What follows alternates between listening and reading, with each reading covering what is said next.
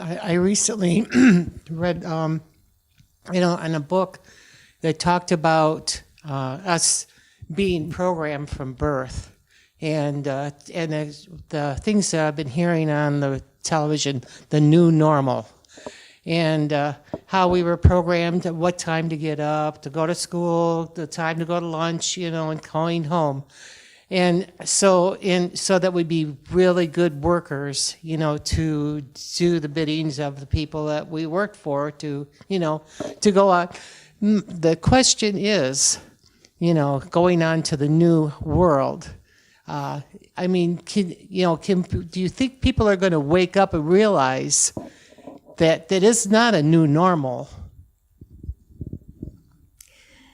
Yes, we're the Hathors, and we want to answer the first part of this question, knowing it's so important for humans to realize the way they are communicated with is a program, but also the way they communicate within themselves is equally as important. Much of what you have been subject to in the third dimension has created a pattern for you in all areas of your life, and this is what communication truly is. The original harmonics or sounds of human language are not the same as what they were created to be today. So the way that you communicate with yourselves, even beyond what's going on in this timeline, is so very important to bring back into a state of coherence and resonance. And we see quantum communication in the fifth dimension, finding that meeting point where all beings, regardless of their views, beliefs, races, may communicate together as one and find equilibrium.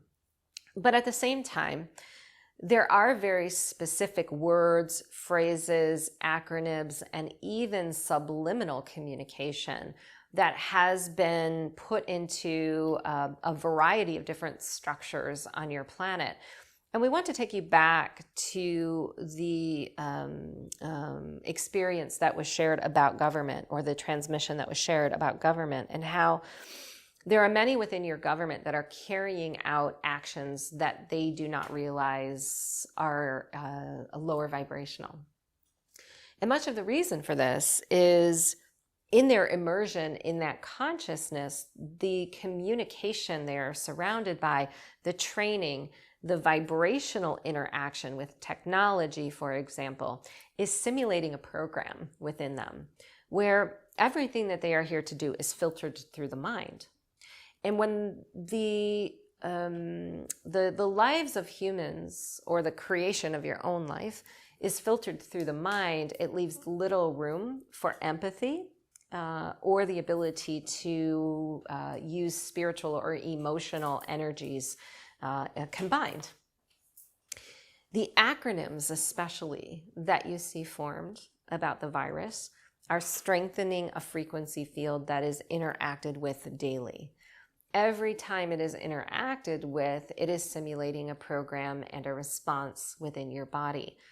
But we bring this to your attention because we know that many extra sensitive souls can feel that in the moment. And it's important to understand that you all have a unique response system that's built in, vibrationally and otherwise, to let you know when communication isn't genuine, or when it may be leading you astray.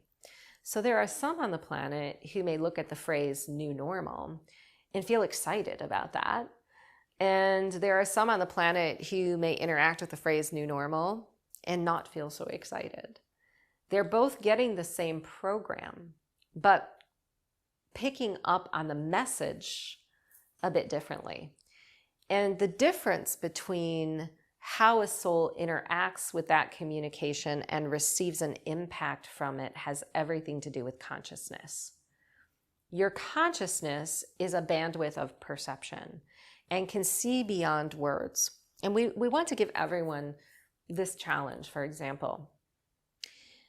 When you're staring at an acronym or a group of phrases or words together in a sentence, if you focus on it in a meditative state, not necessarily through the eyes, but even through your energy field or pineal, What you may begin to react to is the vibration within the acronym or the word.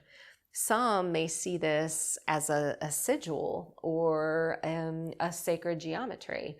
Some may see the hidden messages within the words. Some may see numerologic patterns and programs, and others just may pick up on the feeling of it. This is very important for humanity to recognize, but to also follow, because within those combinations of words lies more than just one meaning, but also takes you into a vibrational state that often doesn't complement your desires and certain outcomes that you want to match. Now, we'll leave you with this. You've asked the question, will there be a normal? Is there a new normal? And we think you could never go back to the old experience that ever was. And we don't say that in a state of fear or to put you in some state of discouragement.